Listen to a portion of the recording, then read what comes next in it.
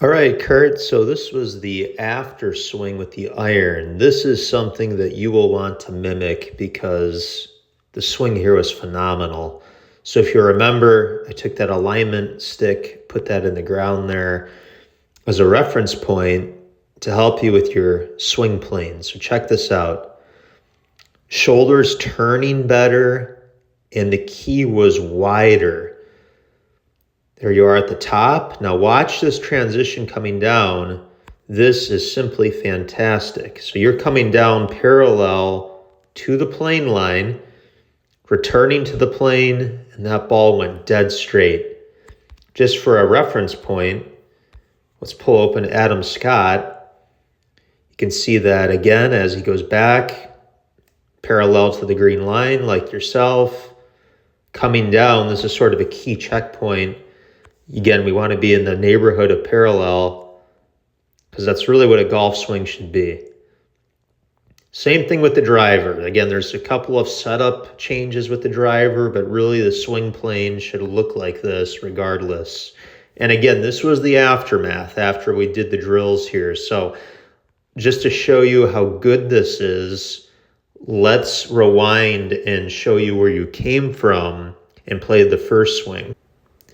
Now, Kurt, this is before we did the drill with the alignment stick and worked on your swing plane. So just to see how much you improved. This was your before swing where you were struggling a little bit. So again, that club is lifting above the plane because there was a lack of shoulder turn and also your swing was pretty narrow. So there wasn't a whole lot of depth. If we get to the top, look at your hands. They're pretty close to your ear, where ideally we would like to see, just like we did in the iron video, we'd like to see your hands a little bit farther back here, because what's happening on the downswing is you're getting super steep over the top, vertical. If we were to pause you right here, this is perpendicular to the ground. If we just round up and say that's 90 degrees, you started at 50. So there's 40 degrees of change, and it doesn't matter if it's a driver or an iron.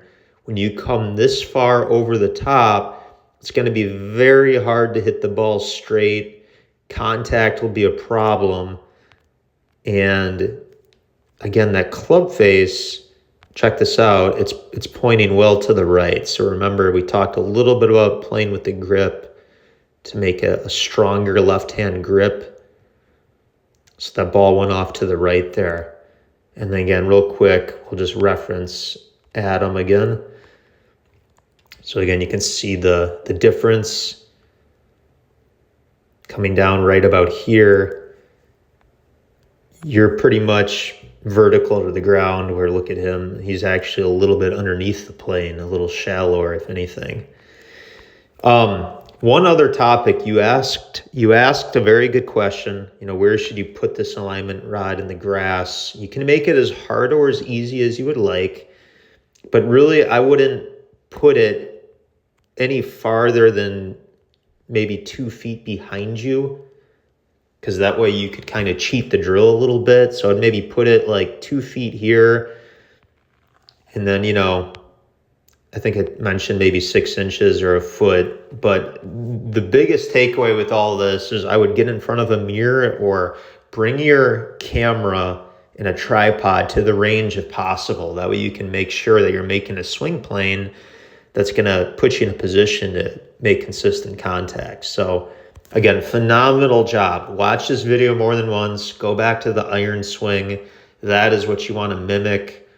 Cameras, videos like this, I think, are very helpful because then you can actually see the positions. So let me know if you have any questions. Once again, excellent job.